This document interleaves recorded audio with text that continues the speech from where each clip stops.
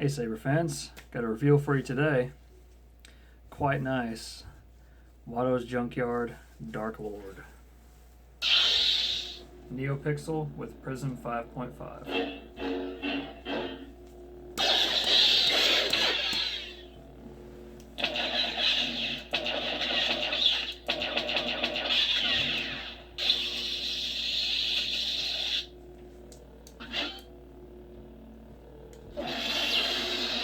Force effects.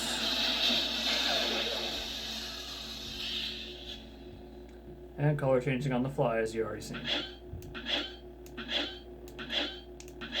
Let's get it back to red, shall we? Nice blue.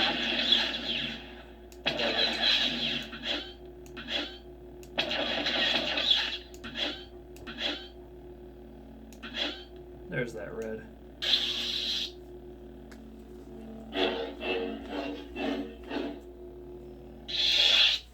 What makes this one special is the chassis that was used with it.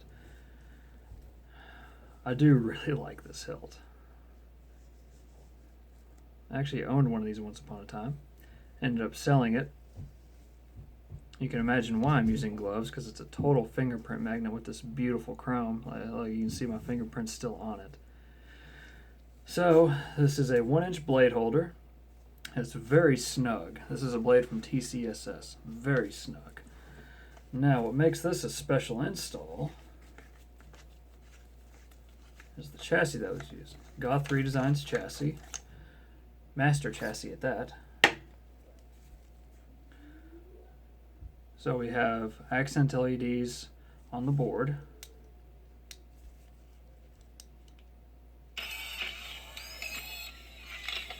Freaked out for some reason. There you go. Scrolling back and forth.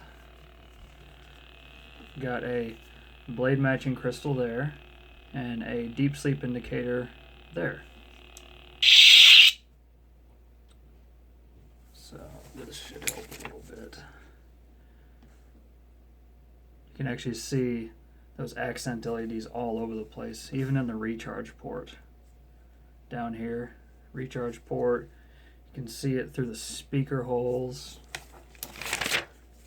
You can see it through everywhere. It's so cool.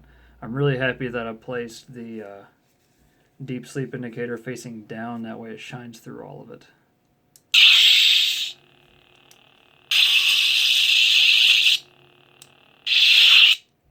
And the blade matching crystal is a neopixel LED. So it's one of the 3535 minis.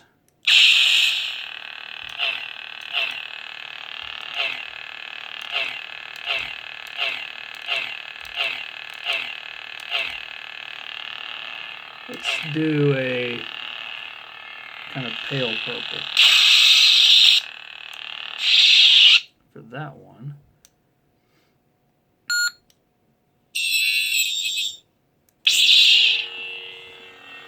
So as you may have already guessed, both switches are in here. Top section is the activation, bottom section is auxiliary.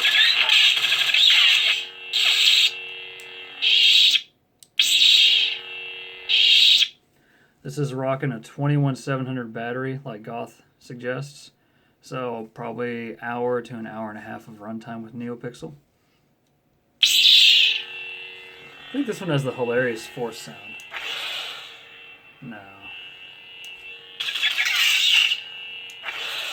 No, it's the other ones.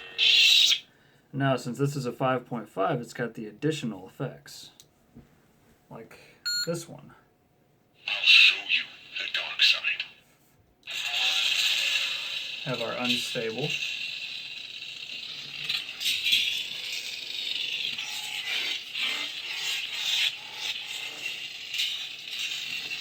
And of course, blade matching crystal.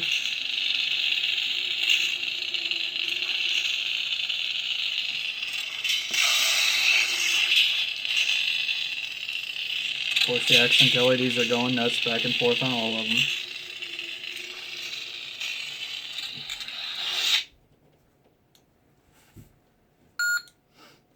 see TK2131 yesterday? Sometimes I think that guy's a copy of a copy of a copy. I love that quote. That is like the best quote ever. So then we have our rain blade. I think that's the paint color. No, that was the red.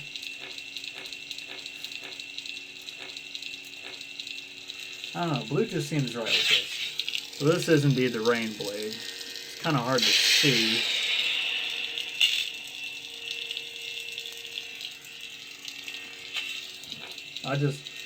Anything other than red on this hilt just seems so off, you know. There we go, back to red. Oh, wait a minute. Okay. There's other force effects I like better with this one. There's also one of the power offs that, because the power off matches the power on and the power off matches the length of the audio file. So there's one where it's got like lightning going off and it just scrolls super slow down it. I love it. When my patience ends, bad things tend to happen. So Kylo's was unstable, that was the rain, and this should be the flame. Yep.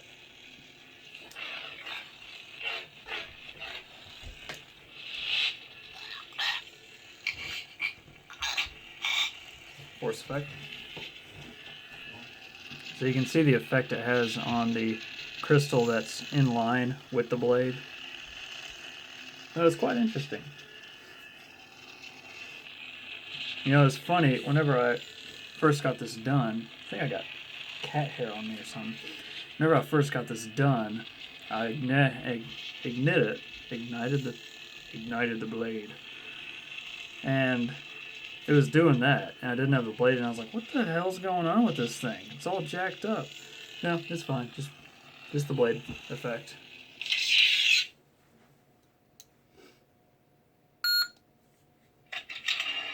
And back to Nightfall. I've always loved Nightfall. So whenever I say that this is tight, I mean it. Oh.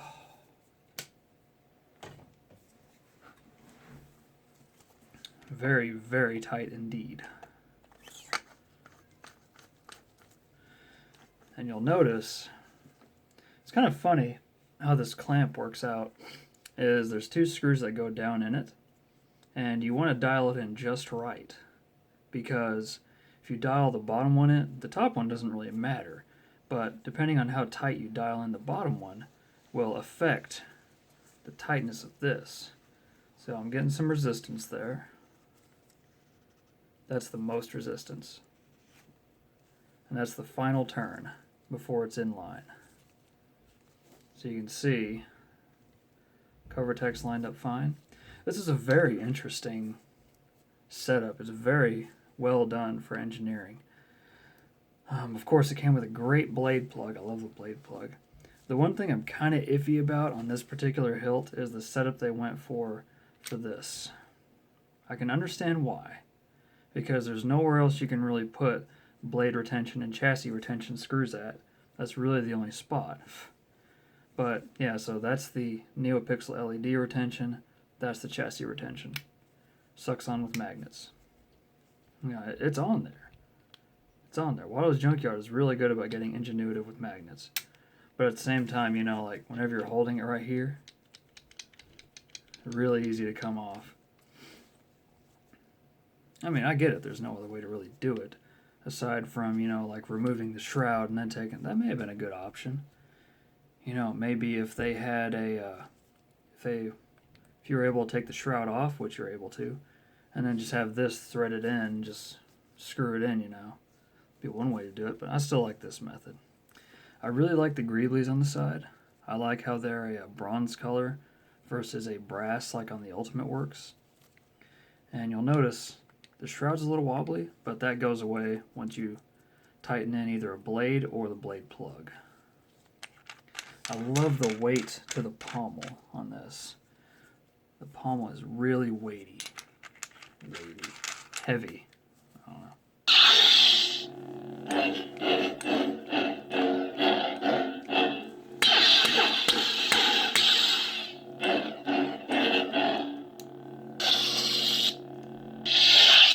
Saber Essentials bass speaker. Ran at 75%. God, I love that fixed chassis though. Freaking beautiful. Let's just put it in mute. Beautiful. Just take a look at that in the dark for a second. Freaking gorgeous.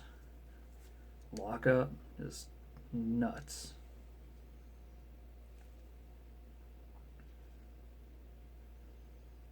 All kinds of light going on everywhere. Beautiful. Really well done chassis, Goth. And you know, I did try to polish these up a little bit, you know, just to make them look a little cleaner. I do enjoy doing that for customers.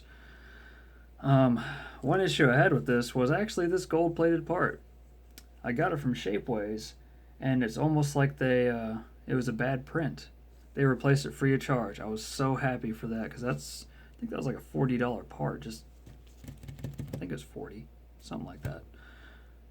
And of course, I polished up these are both polished nickel steel, which I've grown very fond of with reveals because it's a lot cheaper than some of the higher end stuff. Like you talking rhodium plated brass. Now that piece in rhodium plated brass I think will be at least $100. This was like a third of the cost. So it's, you know, it's already expensive, but yeah. Beautiful hilt. This one was a little tricky here and there. I kind of had to get ingenuitive with it. And to be honest, the speaker was the last thing that I soldered. The very last thing. No kidding. Pretty much, in order to get this cover on with these brass rods, the speaker will be the very last thing you do because those brass rods push up from under the speaker. And, you know, it does snap off easy. So I mean, you have your board there, no problem. I use a little bit of film on it to diffuse the LEDs a little bit because I mean, you know, they're pretty bright. I really like those LEDs. But yeah, the only real visible wires on the board are the two speaker wires. Everything else is underneath all those channels. You can see some wires up there, but overall, really clean install. Oh, actually, that's kind of cool. The LEDs even shining through the holes in the board. I didn't notice that before. That's pretty sweet, actually. I like that. And it should just snap back on. It's actually the first time I took that little latch off just to see how it did. That was easy peasy. SD card access is kind of tricky because you don't have a lot of room to work. I had to get a pair of really fine tweezers, really fine. There's actually tweezers that I got with a soldering kit, so worked out quite well. I couldn't use my regular tweezers because they were too big, and those are really tiny. Yeah, there's a lot that I like about this. Whenever I learned that these were the switches on the Wattos junkyard, I was like, oh yes, count me in. I mean, how sweet is that, you know?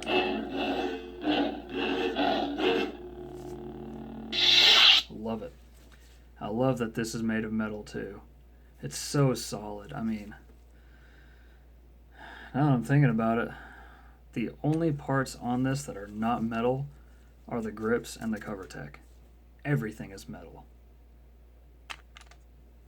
Yeah, even that little bar in the box underneath the plate is metal. Wow.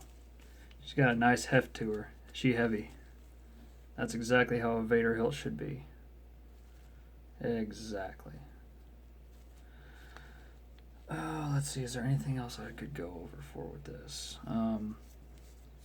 I did custom print the neopixel holder. So there's a holder that Goth supply or that he sells in a Shapeways store, but customer wanted to change over to neopixel later on, so I was like, oh well, that should be easy, just make a little 3D printed ring. It was pretty easy, and just put some set screw holes in there, drilled and tapped, good to go, easy peasy. Overall, I really like how this hilt turned out. Give me 1 second. Wanted to get the blade plug for this. Yeah. No more rattling. Beautiful blade plug.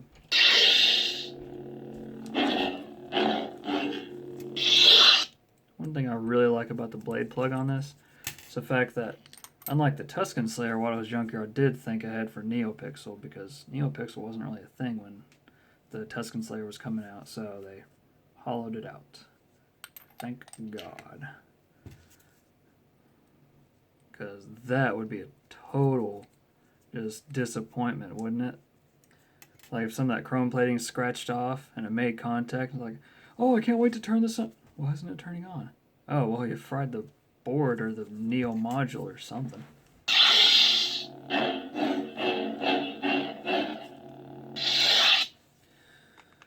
But yeah, beautiful hilt. Very beautiful hilt. I really enjoy those crystal reveals. I really do. They're definitely not the easiest thing in the world to do, but if I can do it, anyone can do it. That's how I look at it. But until next time, Saber fans, may the Force be with you.